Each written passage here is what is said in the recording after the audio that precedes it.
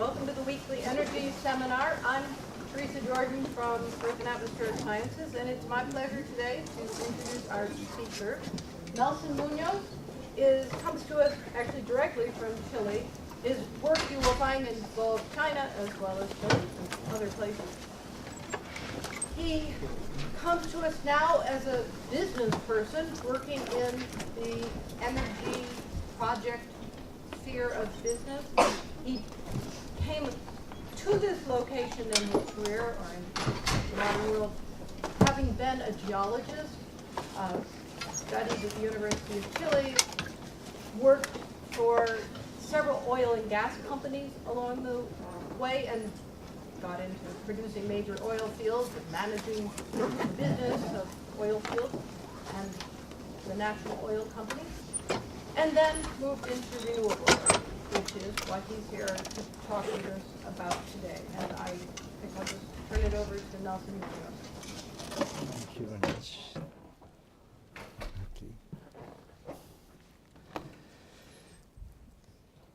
Okay, first, thank Teresa for this invitation. It's for me real an honor to stand in front of you and share a view on the role of the power industry on sustainable development. A very interesting subject because this term today is very popular, right?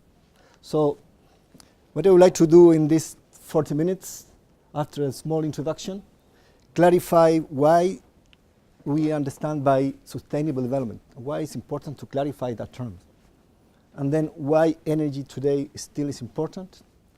And we are going to focus on what's happening in a small country like Chile, why Chile is a case to be studied in depth, and what's going on there in terms of the role of the power industry on sustainable development in that part of the world. And finally, we are going to open up the discussion and some conclusion with some real example. My talk is very much on real example, but I would like you to keep in mind some questions I'm going to put here that we are not going to answer today, right? For you to keep it and think about that. And this is the first question. What would you like, what would the planet look like in 2050 if the current economic model and policies are maintained? Just a few words about this company. At the moment, I'm working for the China International Water and Electricity Company, and which is the international branch of the China Three Gorges Corporation. China Three Gorges Corporation is the largest state-owned company in China, with some world records, like building the largest dam in the world, moving 2 million people to allocate that power plant. One of the records here in terms of producing renewable source of energy, with ambition to become international company to develop renewable source of energy worldwide through this international branch, and now expanded the business in China, developing wind, solar power, because they got the instruction to become 100% renewable. And the international branch has interests in all of these countries. And I'm helping them to set up a business in this part of the world, mainly in Chile, because Chile is a deregulated economy, and to do business there, you have to be good, you have to compete with others. And the subject that we would like to clarify is sustainable development, because this is a very popular term, and for some people, it's difficult to understand. And for a country like Chile, poor countries, it's difficult to understand the term. Why sustainable development? But to clarify the terms, just think about in 3 facts that we can say are the basis to develop this term. By 2050, the population of the world is going to reach around 9 billion people. By that time, we need an economy 4 or 5 times larger. And we need to supply power and food for those people. On top of that, in the coming 25 years, there are 2.5 billion people that would like to live like us. So, can we provide food, power, goods, services without impacting the planet?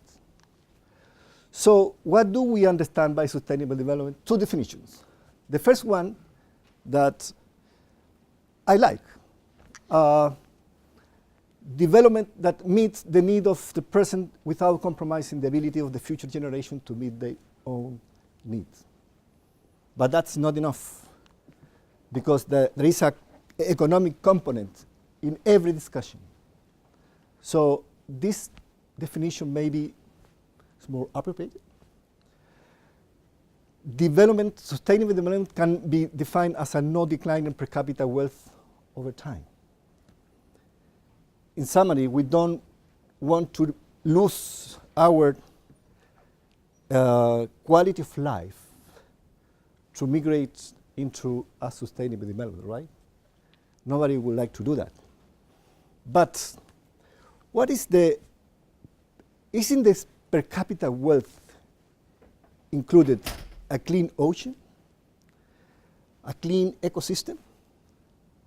What is the monetary value of the services provided by nature? Please, I would like you to answer those questions. So we see the international community also demanding from the private sector for company to take into consideration during the business development the main sustainable goal for the planet, and including clean energy, food, clean water, climate change.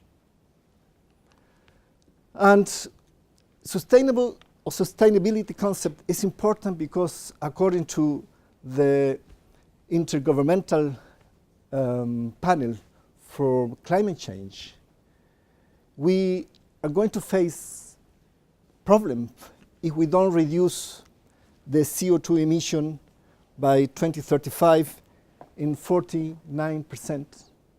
And if we don't do something, we may face big problems, including the problem with resources that on the earth are finite. So, good reasons to consider sustainable development in our discussion. On top of that, why energy? Because energy still is the main source of our way of life today. And our civilization reached this point because we were able to manage energy, right? But still energy is a need in more than 200 million people that don't have electricity. And still we are going to face the need of another 2 billion people requesting energy. And do we have enough energy? The paradigm is that oil and gas are enough to supply power for the next 100 years. And it's not something that is in theory. In practice, the planet has got enough oil and enough gas. So why to be worried about energy?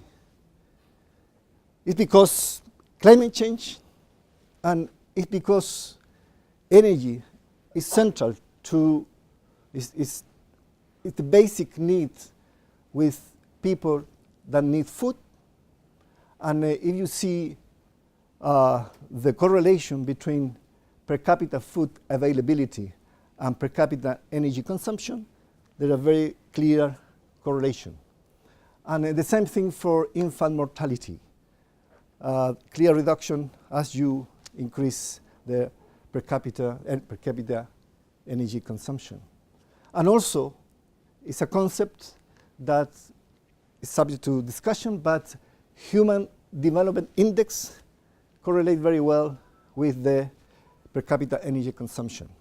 So, number of reasons why energy is going to be still very important for the human development during this century. However, we know today that during this century, every 10 years, we feed the atmosphere with around 20 ppm of CO2 to the atmosphere. The largest rate in the last 800,000 years. And energy create also opportunity for companies, because we can see here in these countries a strong potential for demand growth as energy intensity per capita is more than 50% below developed country. So I'm here, I'm acting here, I'm promoting company to invest money and to do business in this country because this country needs energy. This is the opportunity for business. The question is, what type of energy? If we see the primary energy consumption worldwide, we see clear that the primary energy consumption is very intensive in fossil fuel in the world. This is oil, coal, natural gas, mainly. And that is not much difference in countries like the United States or China. It's a little bit higher in coal, and it's not too different if we compare with Chile. So why Chile? If we can do something on sustainability from an energy point of view, if we can do it in this small country, maybe we can do in other country. The challenge is quite similar. So in the next minutes, we are going to see the challenges and opportunity in this country and think about the way how we can extrapolate those challenges to the rest of the world. And the challenge is clearly to displace fossil fuels. And I would like to highlight the word displace as an opposite way to say replace fossil fuel, which is completely different concepts. I'm going to use displace, and I'm going to explain why I prefer to use that word. What's clear that apparently what we see today is that this trend is clear and is not a sustainable development. We agree on that, so we have to find a solution. And apparently the solution may start with this, which is renewables. So why Chile? Why this country can be a case study? Chile is experiencing what happened in the power generation industry. Probably you know that there have been big changes in the last 10 years. And this country can take advantage of those changes. And Chile got different type of renewable source of energy. Sun, volcanoes, water, and wind. So the question is, are these resources enough today? Can these resources replace fossil fuel in a sustainable way? Chile has been incorporating this source of energy in the last 5 years at a very high rates, and created a very interesting discussion, but also some challenges that I would like to share with you. in the northern part of Chile, we got the Atacama deserts, one of the driest places in the world, with a very good place to use and deploy this solar photovoltaic technology with no restriction to use the land, with no community, ideal place. We have in the south number of rivers without any value added from the moment that the river is generated upstream in the mountain up to the sea level. We can say we have a number of rivers where we don't have any value added from economic point of view. There is no monetary value created in those rivers. So the question is, why we don't use these rivers to produce hydroelectricity, right? Nice question.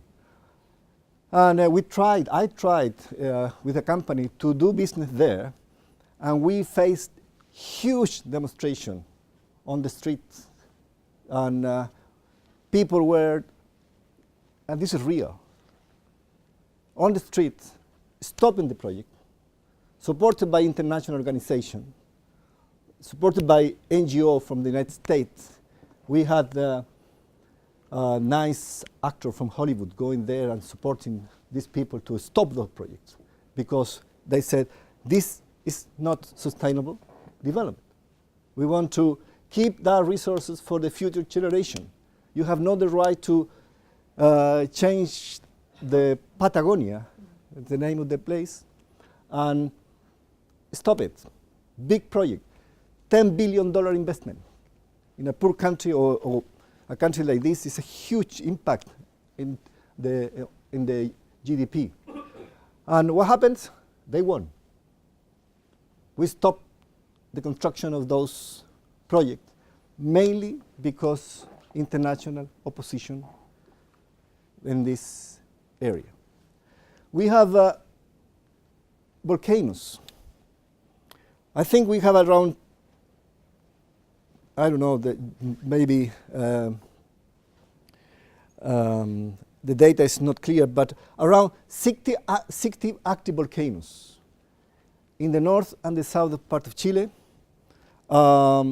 active during the last 400 years, and very clear source of heat, right? So a wonderful place, a wonderful potential to develop geothermal technology. However, we have just one single field producing 40 megawatts up in the north. I was involved in that project. I was able to put some money when I had a managerial position, and I could make decision without many costs. It was very costly at the end, but we developed that field. However, to develop that technology, we have to compete with other technology like fossil fuel, gas, solar, wind technology, and geothermal needs some money at the beginning to find the resource, and this is money at risk. And there's not many private people or company willing to spend money, huge amount of money, having a very low probability of chance of success. What we want is to develop electricity, right? But at the beginning, in terms of risk, if we put this high risk at the beginning during exploration, we face a very high risk during geothermal exploration.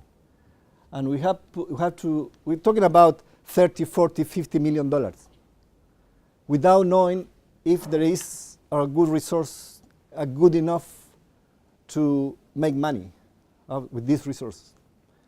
So that's the disadvantage of this technology, which is quite different if we compare with solar and wind. You just find the money. You will always, if you have a good market price, you can develop it and start producing electricity. With fossil fuels, no risk at all, but high risk if you consider risk to emission of CO2. So if we value that, at the end, a high risk also from economic point of view, because the oil price and gas price fluctuate, and for a company having fluctuation of the price is not good. So there is risk during the period ahead. And mining company, for instance, gets energy from fossil fuel and always complaining about the change on the price, some order of magnitude. For a mining company, fossil fuel may represent 20-25% of the cost. And if that changed during the period of time, the income changed. So there is a real risk using fossil fuel. But at the beginning, you don't have money at risk. And the other thing is that to understand geothermal system, you need time, you need money. And this is the outcome of after spending $120 million doing geothermal exploration. We have seen different play concepts. I'm not going to go into detail, but this is just for geologists. With that money, we discovered that there are at least 3 different models along the Andes with different potential, with different upside in terms of the amount of electricity they can generate out of this model. Why is that? Because volcanoes are quite different in the north and the south. And we drilled in these places, in all these places, slim holes to understand the geology, to understand the system. What we knew is that there is heat there. But for geothermal, it's not just finding heat. You need water, you need reservoir, you need a sealing field, and you need to test it, how that reservoir behaved with time. And that's required at least 5 to 10 years.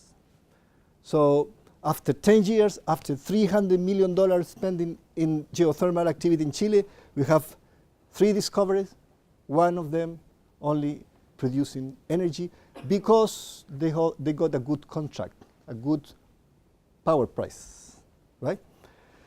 So, and the other one is wind. And we can put wind farm up in the north, in the center, and the south. The problem is that we do not have enough history, and this resource varies.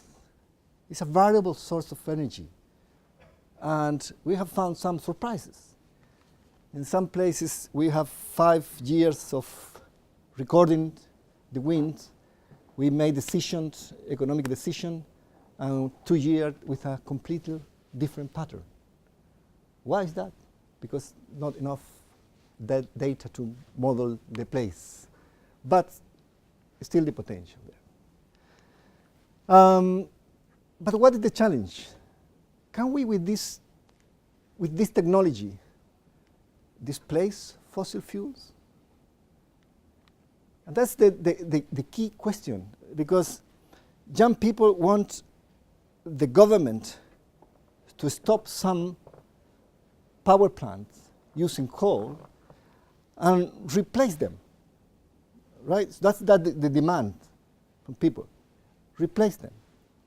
The problem is at what cost? So let's have a look about the energy sources. To the left, the different source of energy we use in that country, and what is the final use to the right. You can see in blue that we use oil, we refine it, we produce electricity with that oil, we use for transportation in the industry and for residential, public, commercial use. Coal, we use the coal to produce electricity. Biomass, electricity. Natural gas, electricity, and another thing with gas. Hydraulic, obviously just energy, just electricity, solar and wind and geothermal to produce electricity. So let's have a look at how we can replace those fossil fuels in this domain, right? We got enough energy. So let's have a look. Electricity in Chile is produced again with fossil fuel. See? To the left. So can we replace that? That's the question. And people want to answer that question. Before to go in deeper in this problem, what happened in the last 10 years? The solar and wind technology costs dropped around 80% in the last 10 years. So that creates an opportunity for the regulator, because they saw this very low price technology and the potential of the country is very high. So the question was, how can we incorporate this source, this technology in the system? And the question is how transfer the benefits of this technology to the people. So the regulator saw this, and not only that, today wind and solar are cheaper than coal without subsidies. And this is a point that I want to introduce in the picture, because Chile is the regulated country. So the electricity system is completely deregulated. Every company has the right to produce power and to find the client to sell the power. There is two types of clients: regulated clients and free customers, or the regulated customers. Regulated customers are us, our house. So the government has the rule, the obligation to provide power for the next 25 years, doing public tender for company to supply that power in a safety and a convenient price. So the government normally do tender for that.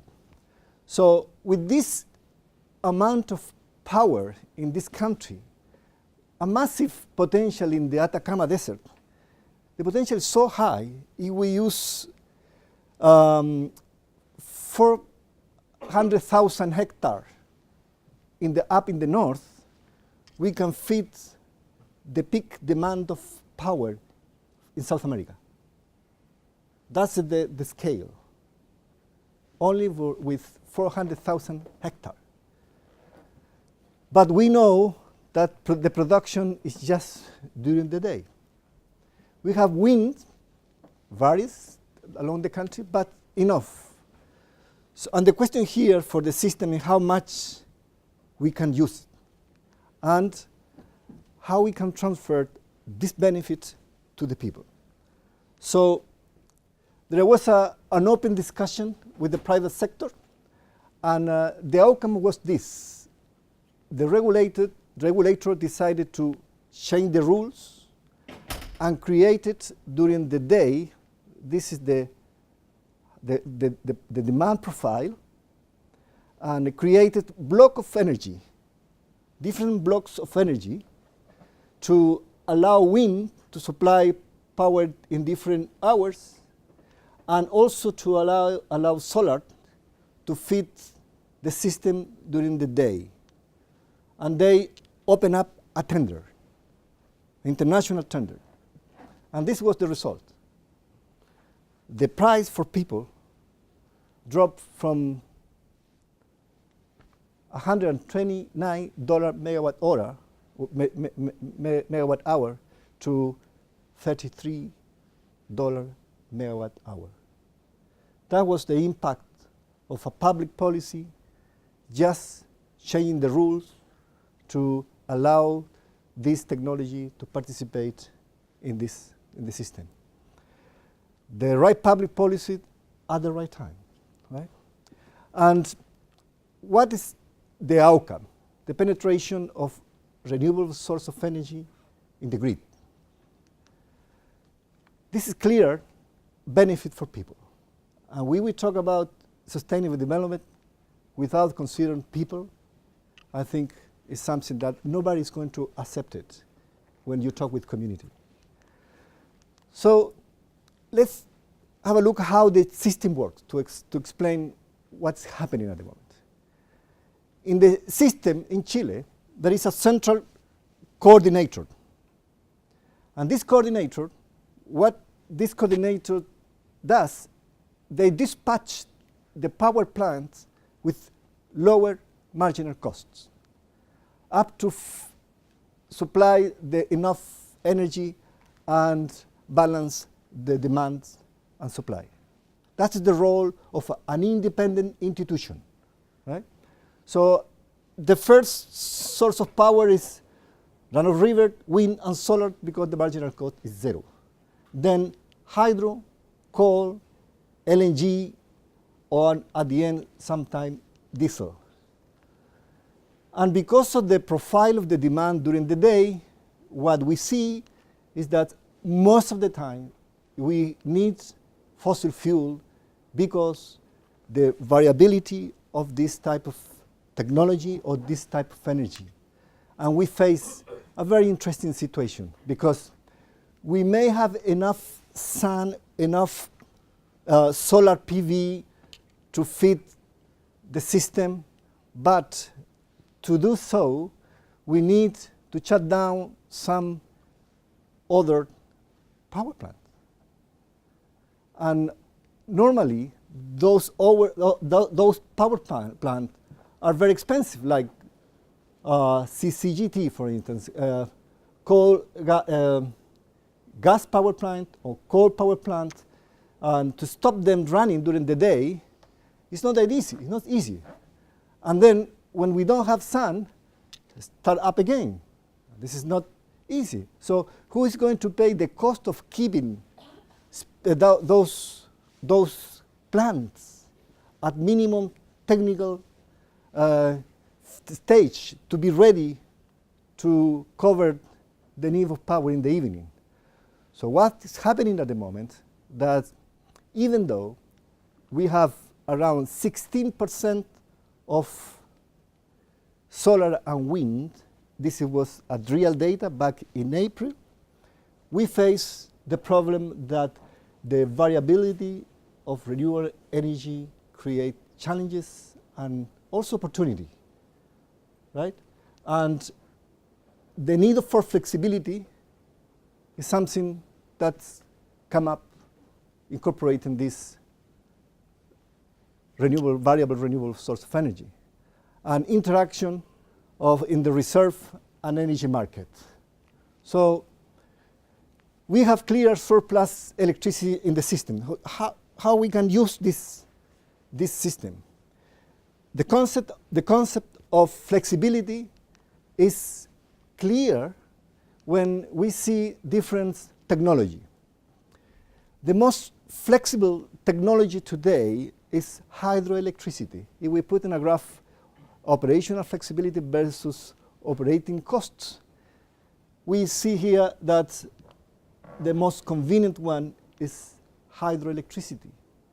And here is the problem with people. We cannot develop big dam because people don't like it. So, but also creates opportunity. What we know is that the market or the system required to displace diesel.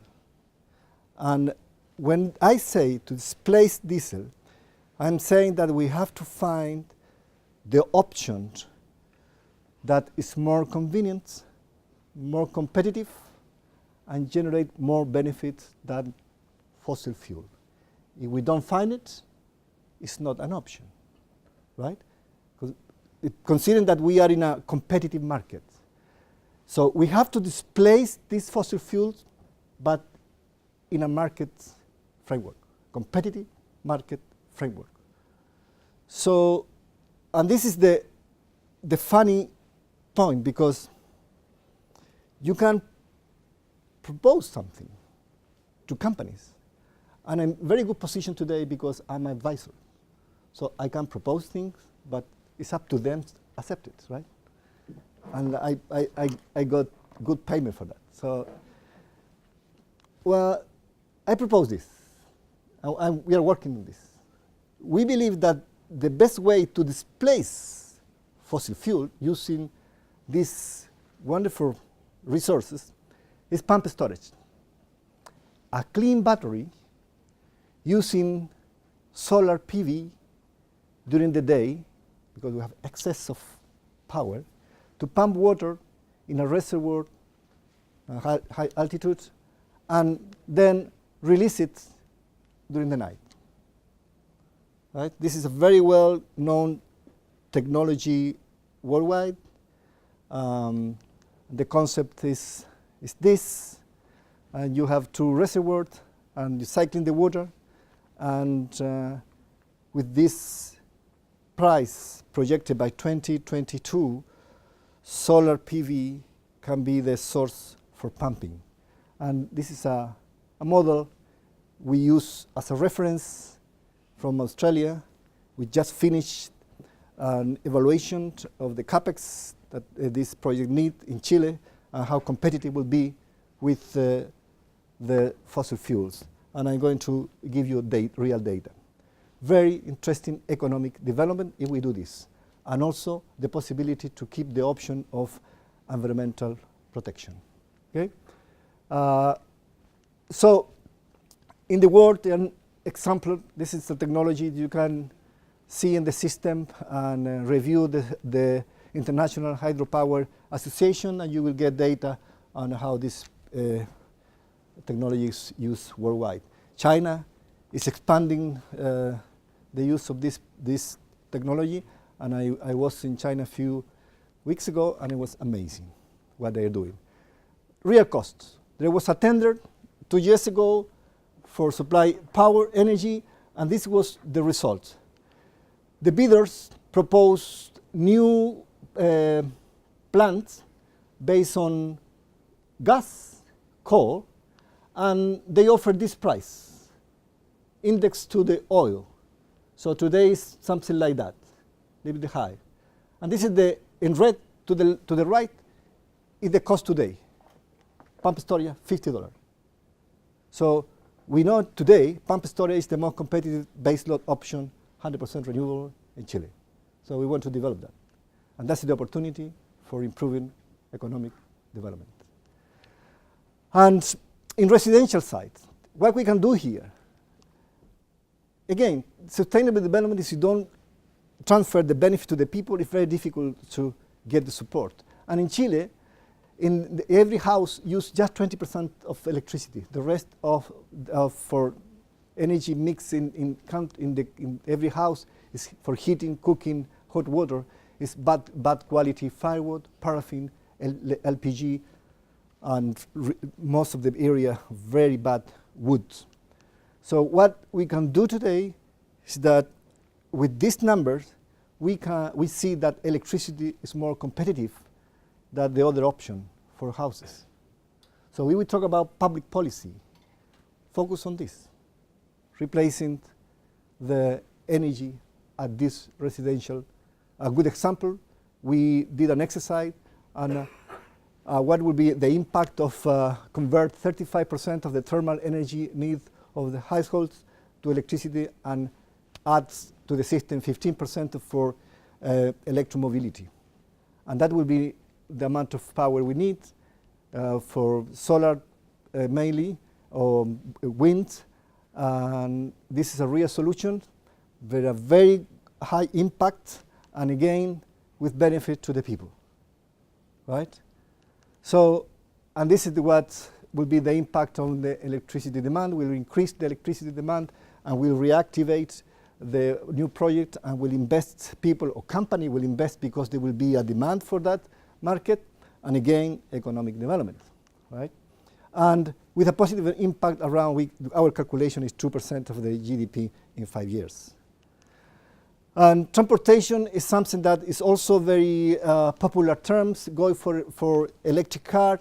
And in Chile, we have around 5 million cars, something like that. But I don't want to extend the discussion on this because it's very much political languages, and as we want to convert a car into electricity, we want to incorporate buses using batteries, and the thing is that that's very costly, it's very expensive, and today the demand for car in Chile, a new car in last year was 140 cars. And people in Chile, 50% of the population have income less than $12,000 per year. So they cannot afford this, right? So leave that discussion for the next years. And the other thing is that how to replace fossil fuel in the mining sector. There is an opportunity here for developing hydrogen using very low price renewable energy. There is a pilot project going on at the moment, and in 5 years people are expecting to start replacing diesel by hydrogen. Still, it's under discussion if they can get it, but it's also in the early stage. So, I'm going to open the discussion based on this story. These people in the south, in this region, stopped huge investment for the country with clear benefit for the people because we, company, wanted to develop hydro project. But because the landscape, because it's a beautiful place, people said, no, you cannot do that because we need a sustainable development. So, and this is the town where the leaders organized themselves, and then from them, with social network, they organized the demonstration in Santiago, and 5 years later, what we see here is this. People are using, for heating, wood. And they don't have clean energy.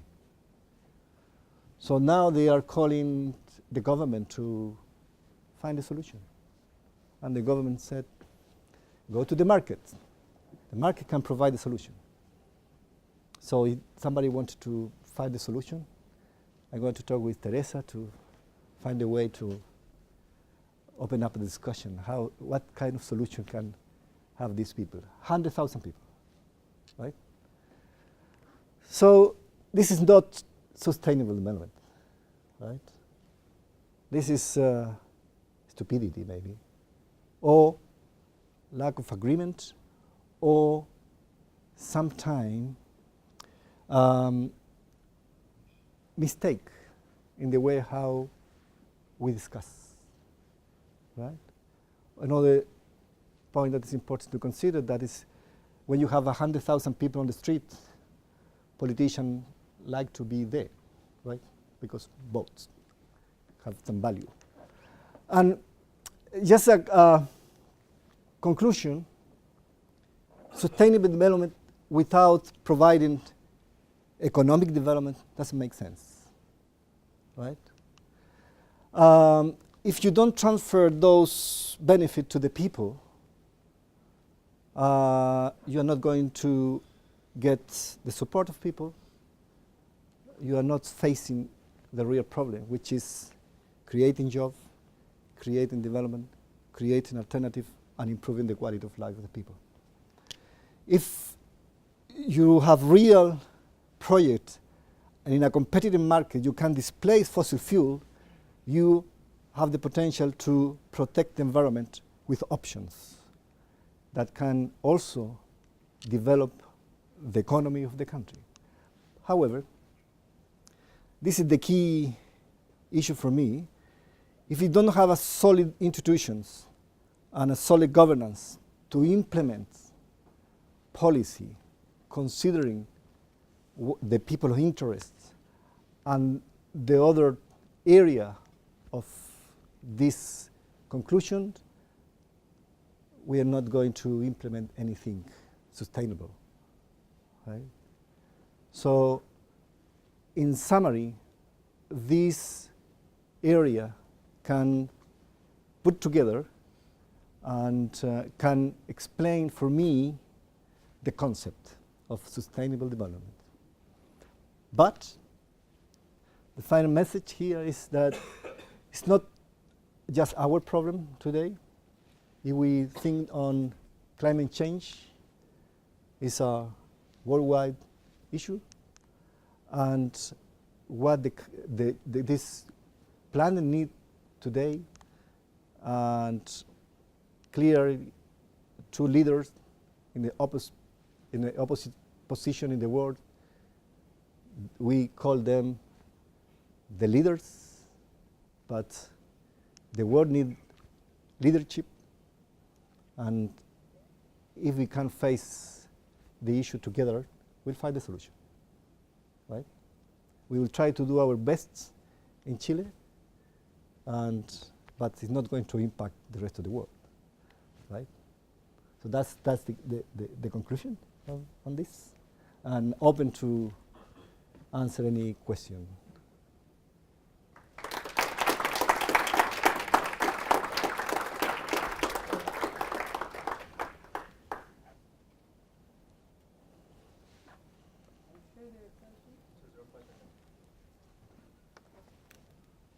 Sir, on one of your slides you had the flexibility versus operational costs. Was that considering once a power plant is already built, or did that consider building the infrastructure as well? Plant already built. That's what's put in there. Yeah. The woman in blue had a question. Did you have a question? I have a couple of questions. First one is solar. You mentioned a lot on solar PV, but what about concentrated solar power plants? Yeah. In Chile, operational? Yeah.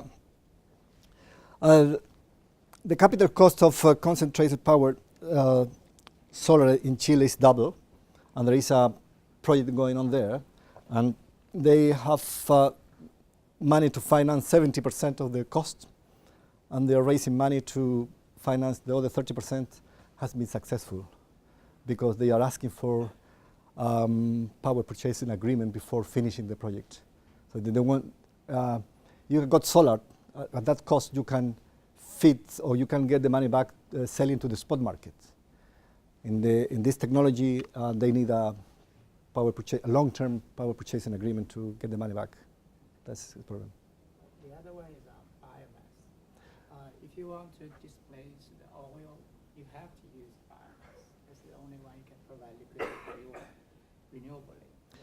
So what about the biomass resource Chile, and have you explored other biomass resources like biomass waste? In particular, because Chile is close to ocean, and also the fishing industry is very big for Chile. Yeah. And they also produce a lot of waste. Have you ever thought about biomass waste from that sector?